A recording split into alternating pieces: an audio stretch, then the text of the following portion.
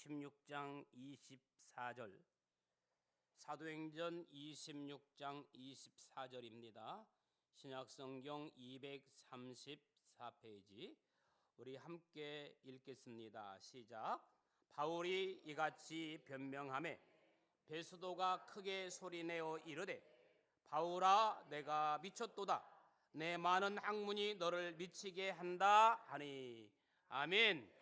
앞에 24장 5절 한번 또 읽을까요? 24장 5절 앞으로 한 절만 두 장만 더 넘기시면 24장 5절 230페이지 같이 읽겠습니다. 시작. 우리가 보니 이 사람은 전염병 같은 자라 천하에 흩어진 유대인을 다 소유하게 하는 자요 나사렛 이단의 우두머리라. 아멘. 할렐루야. 오늘 또 참 좋은 날입니다. 성스러운 주일 아침, 날씨는 조금 쌀쌀한데 그래도 주님께서 여러분들을 함께 하시고 동행하실 줄로 믿습니다. 우리 옆에 분과 뒤에 분과 인사합시다. 반갑습니다. 잘 오셨습니다. 주의 이름으로 축복하고 환영합니다. 아멘. 할렐루야. 바울은 예수 믿는다는 이유로 별별 소리를 다 들었습니다. 오늘 본문 24절에 보니까 바울아 내가 미쳤도다.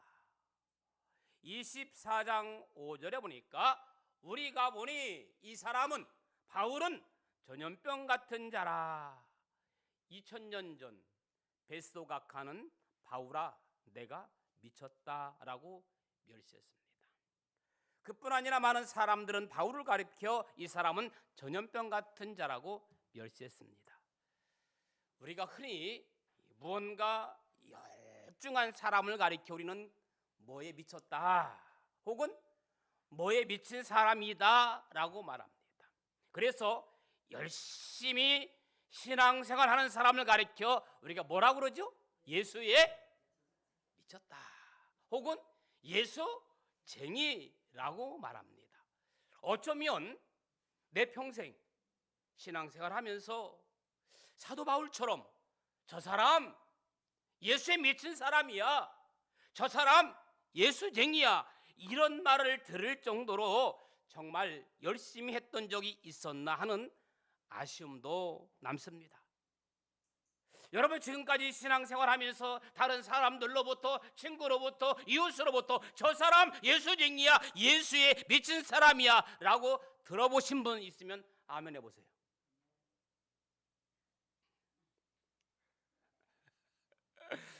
사도 바울의 신앙 고백을 보면 역시 예수에 미친 사람이면 틀림이 없습니다.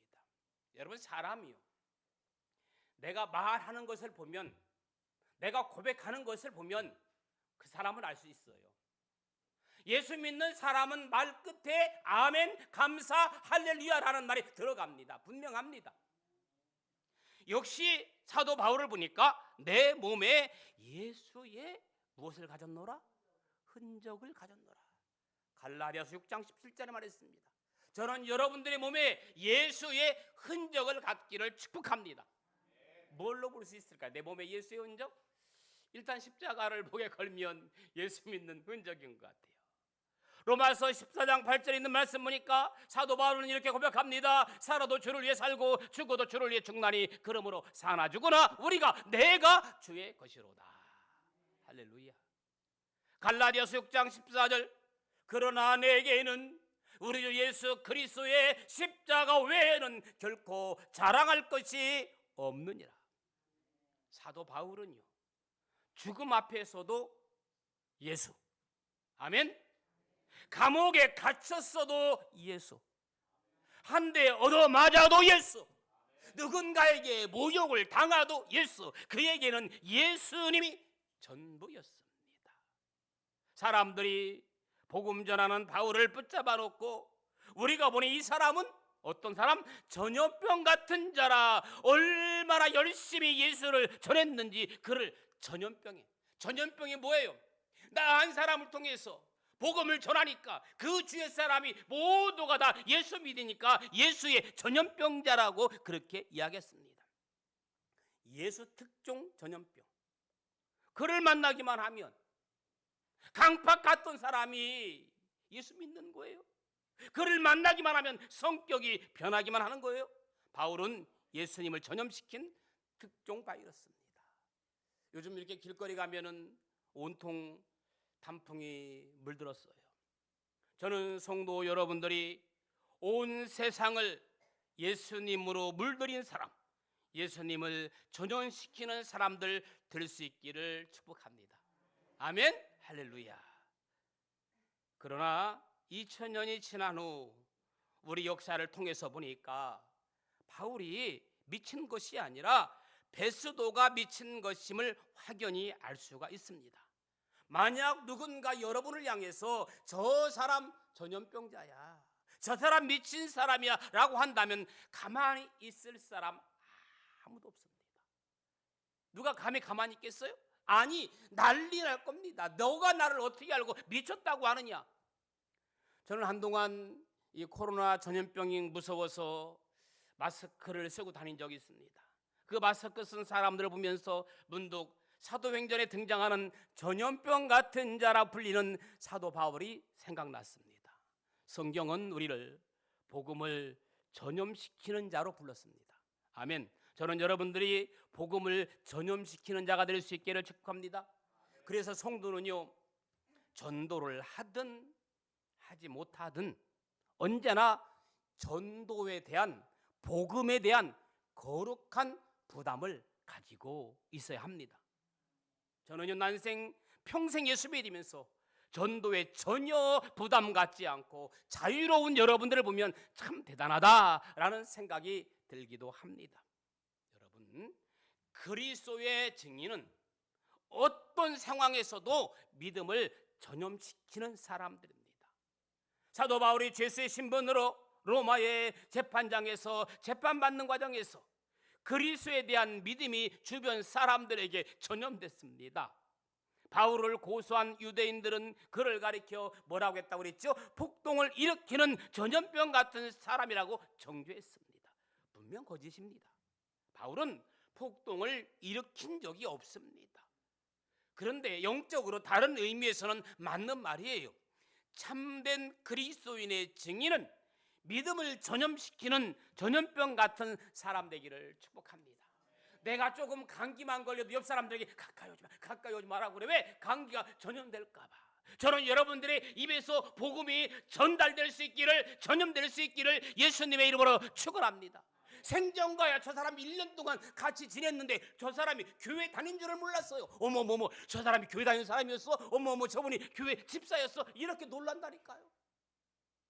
우리는 예수의 신분을 속이면서 사람을 만납니다. 왜 그럴까요?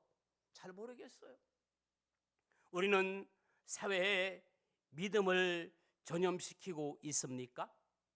아니면 사회의 사상과 문화에 전염되고 있습니까? 그리스도의 증인은 어떤 권력 앞에서도 위축되지 않고 믿음을 전염시키는 자가 되어야 합니다. 미쳤다는 소리 들어도 우리는 첫째, 위축되지 않는 당당함이 있어야 됩니다. 어디를 가든지 누구를 만나든지 당당하게 살아야 합니다. 따라합시다. 위축되지 않는 당당함. 종교개혁을 누가 했죠? 마틴 루터가 했어요. 이 마틴 루터가요, 로마 교황청의 반기를 들었을 때 사실 종교개혁을 일으키려고 했던 것은 아니에요. 단지 그가 잘못된 것을 이렇게 저렇게 말했을 뿐입니다. 비텐베르크는 작은 마을이죠.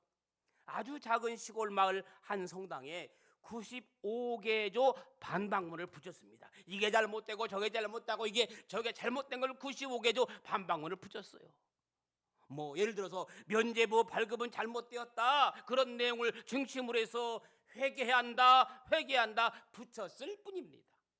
그 작은 마틴 루터의 몸부림이 하나님이 쓰시는 엄청난 도구가 되어서 개신교가 태어났고, 오직 의인은 믿음으로 살리라, 믿음으로 의롭게 된다는 성경의 교훈을 재발견한 겁니다. 여러분, 세상의 이념들이 기독교를 공격할 때 무엇으로 공격합니까? 이 방법 저 방법으로 공격을 많이 합니다.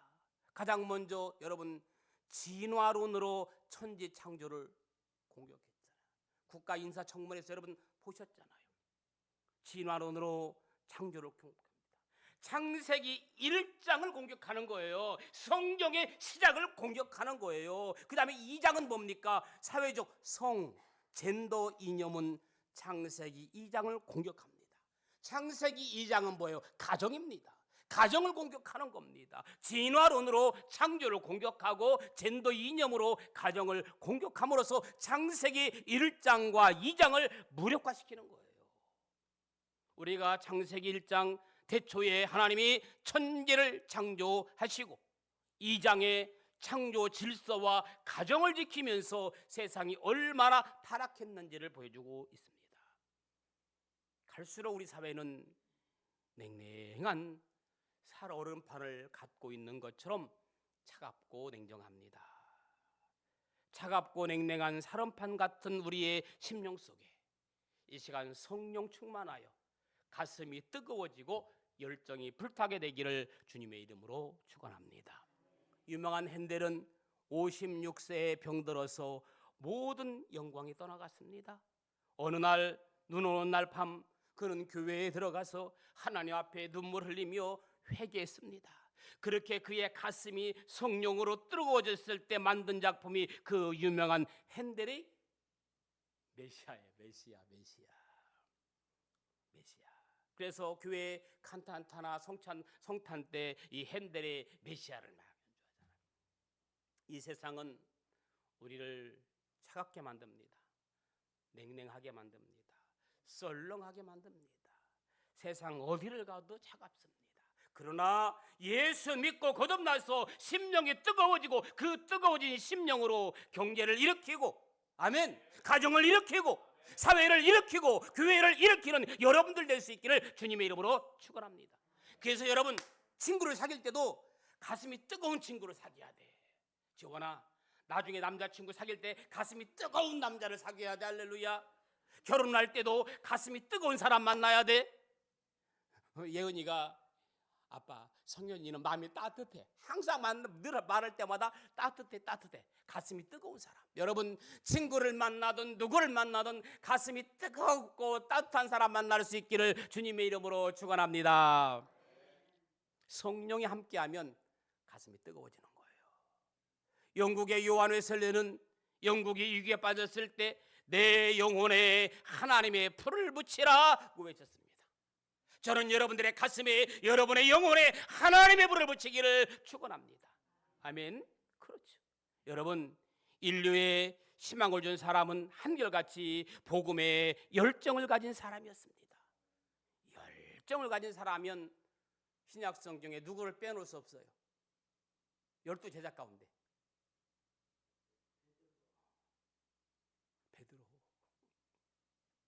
베드로가 열정을 가지고 한번 외칠 때 3,000명 회개하는 역사가 나타났잖아요. 난 이 시간 베드로 같은 열정은 없지만 한 사람만 회개했으면 좋겠어. 한 사람이라도. 도대체 베드로는 어떤 말씀을 어떻게 준비했길래 한 번 말씀일 때 3,000명이 회개하는지 난 알 수가 없어요. 베드로가요 충청도 사람이라고 그러더라고요. 유모야 유모. 충청도의 한 교회에서 교회 전사님이 주일학교 학생에게 물었답니다. 학생, 베드로가 왜 예수님을 3번 부인했을까요? 물었더니 충청도 사람이라요. 그랬대. 우리 충청도 사람은 의사 표현을 잘 못해요. 우리 충청도는 3번은 물어봐야 의증을 짐작할 수가 있는 거예요. 그래서 베드로가 3번 물어봤을 때 그때 예수님의 마음을 알고 그때 대답했대요. 인류에게 희망을 준 사람들은 한결같이 복음의 열정을 가진 사람입니다. 세상을 복음으로 변화시킨 사도 바울 역시, 베드로 역시 열정의 사람이었습니다.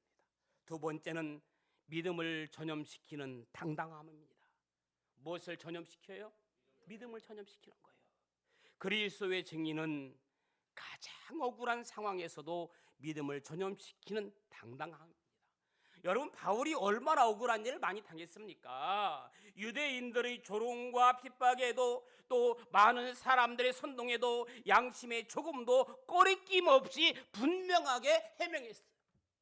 분명하게 해명합니다. 폭동을 일으키는 사람이라고 오해를 받았을 때 바울이 뭐라겠어요? 내가 이제 예루살렘 온 지 12일밖에 되지 않았는데 어떻게 대중들을 선동해서 폭동을 일으킵니까? 라고 했어요. 한 달 있은 것도 아니고 1년 있은 것도 아니고 내가 이제 예루살렘에 12일밖에 되지 않았는데 어떻게 그 짧은 시간에 대중들을 선동시키고 폭동시킬 수 있겠습니까? 이렇게 얘기했어요. 또 뭐라고 말합니까? 나사렛 이단의 우두머리라고 합니다. 오해를 받고 있을 때 뭐라고 말합니까? 나는 이 사람들 사내들인 공회원과 같은 소망을 가지고 있습니다. 내가 만약 이단이라면 이들도 다 이단입니다. 내가 예루살렘 온 곳은 뭘 왔어요? 동족에게 구제금을 전달하러 온 것뿐입니다. 이렇게 얘기하잖아요, 바울이. 그러면서 자신의 믿음에 대해 증거하잖아요. 또 어떤 소리를 들어요? 성전을 더럽혔다는 고소에 대해서는 성전에서 정결 의식을 행할 때 어떤 소란도 없었습니다.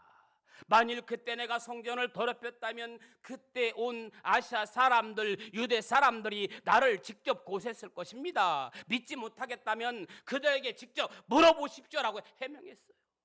바울의 해명은 명쾌하고 진실했습니다. 그는 양심에 조금도 꺼림없는 해명이었기 때문입니다. 바울은 어떠한 상황 속에서도 꺼리낌 없는 양심으로 믿음을 전염시키는 당당함이었습니다. 이 신약 성경에요, 양심이라는 단어가 32번 나와요. 그 중에 21번을 사도 바울이 사용했습니다. 마틴 루터가 엄청난 핍박과 방해에 대항해서 종교개혁을 이룰 수 있었던 것은 그가 하나님과 사람 앞에서 꺼리낌 없는 선한 양심을 따라 행했기 때문입니다. 따라합시다. 선한 양심을 끼치는 당당함. 저는 여러분들이 선한 양심을 끼치는 당당함이 있기를 축복합니다. 하루는 도둑들 몇 명이 함께 보석상을 털었습니다. 그리고 한 방에 모여서 훔친 것을 똑같이 분배했습니다. 그런데 훔칠 때 분명히 있었던 값진 보석 한 개가 없어진 겁니다. 도둑들 중 누군가 슬쩍 감춘 겁니다. 그러자 도둑 두목이 정색하며 심각한 어조로 이렇게 말합니다. 우리들 중 양심이 불량한 놈이 하나 있구나. 이것은 누가 웃자고 한 이야기겠죠. 도둑이 양심 운운하는 자체가 우습지만 실상 인간은 양심의 작용이라는 것을 피해 살 수 없습니다. 유명한 미국의 극작가이며 소설가인 버드 슐버그는 이런 이야기를 하죠. 양심을 갖고 사는 것은 브레이크가 있는 차를 모는 것과 같다. 양심이 없는 사람은 내 차에 뭐가 없는 거예요? 브레이크가 없는 거예요. 여러분, 차에 브레이크가 없으면 어떻게 됩니까? 죽는 거예요. 나만 죽는 게 아니에요. 나도 죽고 너도 죽고 주위의 사람 다 죽는 거예요. 양심이 없으면 나뿐만 아니라 내 가족과 내 이웃과 모든 사람이 다 죽는 거예요. 그래서 이 버드 슐버그는 양심을 갖고 사는 것은 브레이크가 있는 차를 모는 것과 같다. 적절한 비유 같습니다. 차의 브레이크가 잘 작동하였을 때 서고 갈 때 갈 수 있으며 목적지에 갈 수 있습니다. 인생도 잘 작동하는 양심과 함께 바람직한 진행을 할 수 있는 것입니다. 성령은 이 시간도 저와 여러분을 그리스도의 피로 우리의 양심을 깨끗해 하시고 그 선한 양심으로 그리스도의 증인이 되게 하십니다. 바울은 조금도 거리낄 것 없는 양심으로 행했기 때문에 그가 만난 예수님, 부활하신 예수님, 구약의 모든 예언을 성취하신 진정한 메시아이심을 증거했습니다. 마틴 루터가 하나님의 말씀에 매인 나의 양심이 허락하지 않기에 나는 이 주장을 취소할 수 없습니다라며 그리스도의 증인된 것도 마찬가지입니다. 선한 양심은 반드시 어떻게 전염시키는 거예요. 벨렉스 총독이 선한 양심의 영향을 조금이라도 받았다는 증거가 나옵니다. 뭐죠? 그가 일단 재판을 연기했잖아요. 또 바울에게 어느 정도의 자유를 허용하고 친구들을 만날 수 있게도 해주고 또 아내가 유대인이었는데 아내와 함께 바울을 따로 불러서 당신의 믿음에 대해서 설명해 달라고 한 적도 있습니다. 그 순간 바울이 복음을 누구에게? 벨렉스 총독 부비에게 전하는 기회가 된 겁니다. 바울이 다가올 심판에 대해 설명하자 벨렉스 총독이 두려워했다고 했습니다. 겁먹고 떨었다고 했습니다. 여러분, 저는 여러분들이 복음을 전할 때 그 복음을 듣는 사람이 겁먹고 두렵고 떨리기를 예수님의 이름으로 축원합니다. 여러분의 선한 양심으로 우리가 문을 두드릴 때 하나님이 역사하십니다. 벨렉스에게도 그 영향력이 있었지만 결국 그는 선한 양심으로 끝까지 따르지 않았습니다. 믿음이 이르지 못했기 때문입니다. 말씀을 마무리합니다. 빌라도가 연상케 됩니다. 빌라도도 3번씩이나 죄가 없다고 판단했지만 결국 자신의 위치를 보존하고자 예수님을 십자가에 내어주지 않았습니까? 그에게 익숙해진 비양심적인 모습이 여전히 나타나 있습니다. 여러분, 선한 양심이 우리를 두드릴 때 마음을 열고 믿음을 받아들이지 않으면 그 양심이 더 약해져서 연약한 양심이 되고 부패한 양심이 되고 화인 맞은 양심이 되는 겁니다. 로마에서 재판을 받는 과정에서 바울이 보여준 증인된 모습이 참된 그리스도인을 통해서 나타납니다. 참된 그리스도인은 누군가를 통해서 믿음을 전염받았고 또 누군가에게 믿음을 전염시키는 사람들입니다. 사도 바울은 평생 가서 제자 삼는 일에 목숨을 걸었습니다. 우리도 종종 찬양합니다. 가서 제자 삼으라, 가서 제자 삼으라. 여러분 얼마나 많은 이 찬양을 불렀습니까? 그렇다면 여러분 얼만큼 가서 제자를 삼으셨습니까? 제자 삼는 일에 전력하는 여러분들 될 수 있기를 주님의 이름으로 축복합니다. 어떠한 권력과 세상 아래 살지라도 아무리 어려운 상황일지라도 꺼릴 게 없는 양심으로 믿음을 전염시키는 제자의 삶을 사는 저와 여러분들 되기를 주님의 이름으로 축원합니다. 우리 제가 말씀을 생각하면서 같이 찬양합니다. 가서 제자 삼으라.